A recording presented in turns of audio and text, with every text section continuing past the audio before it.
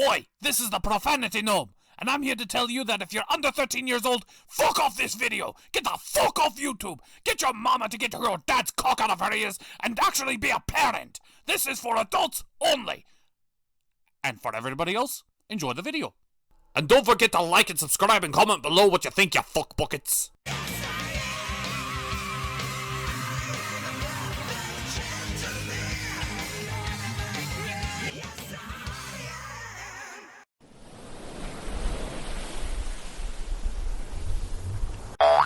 Now let's see. I wonder what new forms of chaos I can throw around here. Now let's see. No, too easy. No, too gimmicky. Ooh, what do we have here? Hey, Commando, could you get some of my medical supplies off? Should I even ask why your medical supplies includes an egg beater? That's for patient-doctor confidentiality. What? Oh! Huh? Blah. Chocolate rain? This fandom's awesome! This is Animaniacs, episode 11. This episode begins rather differently than its predecessors. For this episode begins with a quick parody of the Poltergeist, setting things up for what's to come. That's right, it's the Halloween special. So we get a quick Halloween-themed opening, and then we head into the Warners. What's the Warners up to? Well, Halloween special. What else? Trick or treating. They're going around the Warner movie lot, trying to get candy from strangers, as all kids should.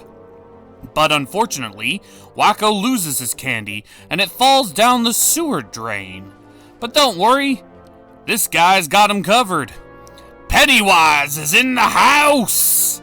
Well, not Pennywise, but it's Pennywise. It's fucking Pennywise.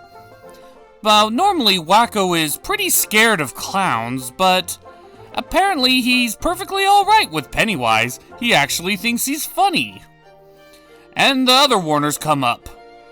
Pennywise, of course, wants to devour their fear. So he's gonna have one hell of a snack if he can find the Warners' deepest, darkest fears. So he separates them via balloon. And we first see Dot as she enters into her worst nightmare. Her losing her cuteness and becoming old and raggedy. True nightmare fuel! Until Dot turns it around on him, as she becomes the old lady with all the cats. Yeah, kinda hard to be scared of getting older when you can just get as many cats as you want, and no one will question it because you're the old crazy cat lady. So, one Warner obsolete, time for the other two. We then cut to Wacko, and his worst nightmare is a buffet of food. Now, granted, the food is made of plastic, but come on, this is Wacko we're talking about. He'll eat anything.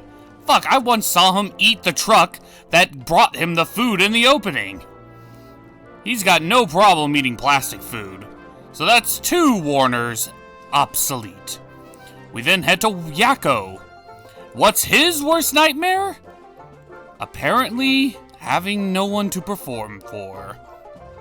As Pennywise does his best impression of me throughout at least half of the Warner's runtimes this season, and giving no immediate reaction to any of Yakko's jokes, causing him to go tongue-tied, and nearly drained of his fear.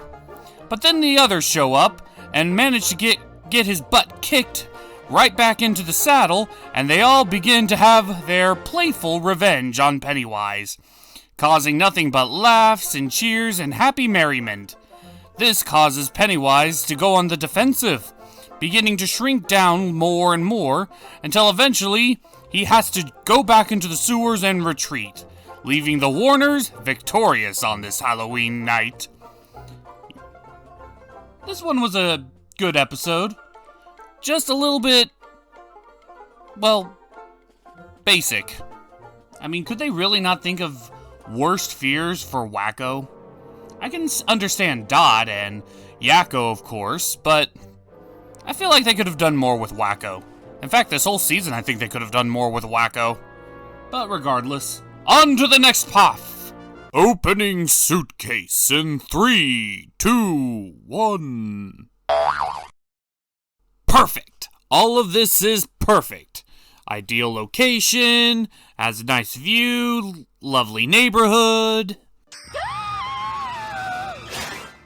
Though admittedly very weird neighbors. Leslie, why are you still carrying around that egg Gent bought? Meow. But we're already shopping. Why would you need an emergency snack? Well, it's not like we're gonna be able to find any meat in these stall. Hello? Well, since I'm here anyway, I might as well give myself a little treat. Hello, beautiful. You are gonna be in my belly on the double. Hey, you son of a bitch, get back here before I court-martial you! Oh, this is going better than I dreamed! Well, the next half of the episode is Pinky and the Brain. And this time they're doing a quick little homage to a certain horror movie monster. Can you guess which one it is? If you guess Frankenstein, congratulations, you win. Apparently this takes place during the same time period as Dr. Frankenstein. And so, Brain's evil plan is to bring his evilish creature abomination to life, and then use it to take over the town. And on one stormy evening, he finally succeeds. After all the planning, he finally triumphs over God with science and brings life to a horrible monstrosity. But as he's reveling in all of his spectacular glory, Pinky has ulterior motives for the beast. And Brain has my facial expression when I first seen this. Yep, the monster and Pinky seem to have fallen in love. I feel bad for the horse throughout all this. Oh, the horse that Pinky was originally in love with? Yeah, I kind of feel bad for her. But regardless, for this episode to work, Pinky has to be in love with the monster, and the monster is in love with her back. And they're acting all cute and lovey-dovey and all that, and Brain is not amused. But rather than get in the way of Pinky's love life, he decides it would probably be better if he just creates a new monster. Probably a more advanced version of what he already created. And while he does that, Pinky gets ready for a wedding. Which coincidentally happens to be on the same night as another giant thunderstorm. But on the day of Pinky's wedding, the monster is revealed to the townsfolk.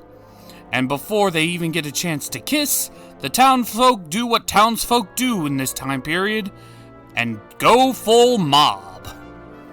Brain doesn't want anything happening in his castle, though, so he brings his other monstrosity to life, this Chad of a Frankenstein, and scares everybody away.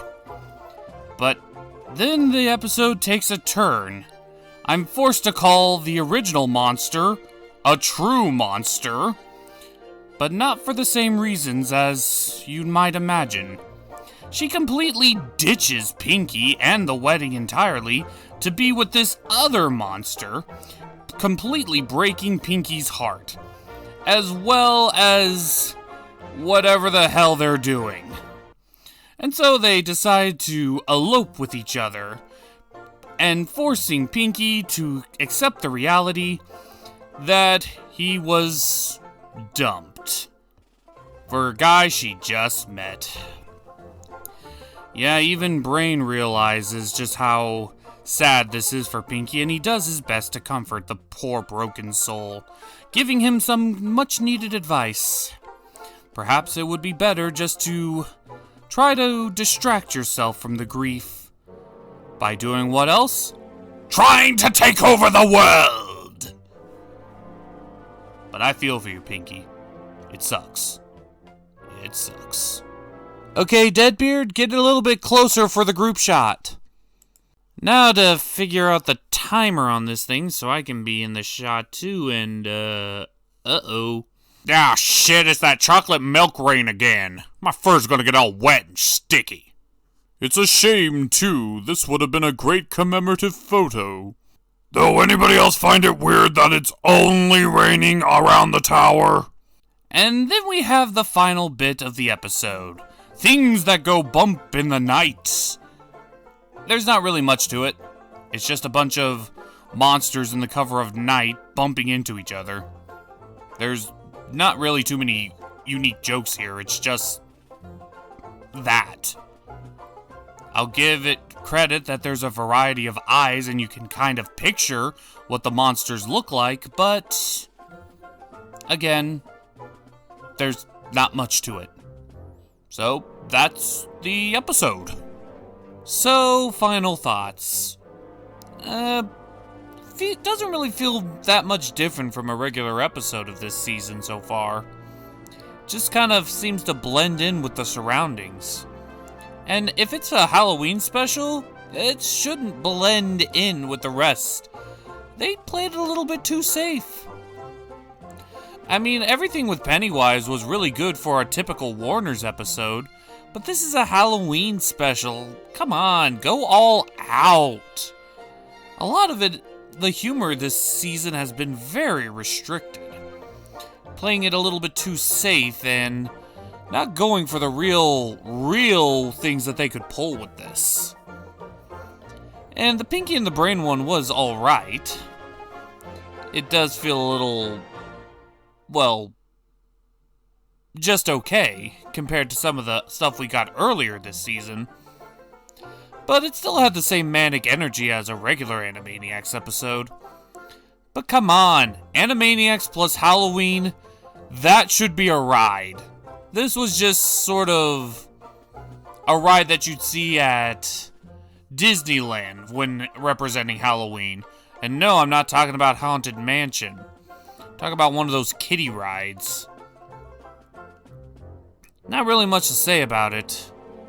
There'll be a prize for anyone who can name all the costumes that the Warners were wearing this episode. But until then, we're the Cartoon Gentlemen, the organizers of Chaos's Vintage Kings. See you next time. I saw you when you first got here, remember? You were all hello, and I was all, oh, remember? You see, I never saw you before, and if I never saw you before, that meant you're new, because I know every pony, and I'm... Oh, hey, hi, new neighbors. I'd invite you in, but currently we're dealing with some troubles with your weird chocolate rain weather pattern. And is that cloud made of cotton candy? I just gotta ask for a friend. Discord. Wow, isn't Fluttershy? Is it time for our daily tea time already? Okay, so I might have went a little bit overboard with some of the pranking of these new strange creatures. Fine, I'll go apologize. Hi, hello, my name is Discord. Yeah, so I'm sorry, I might have got carried away with some of the pranking with the cotton candy clouds and chocolate rain and whoa, hold up. All the things that have been happening today, that was you? Well, maybe not some of my more unique material, but yes, it was me. Everything I researched about Pony Society dictates that because you apologize, we should immediately forgive you and we become friends. Is that right? Well, yes, of course. But you and I aren't ponies, are we? Well, no. Classic cartoon shooting effect.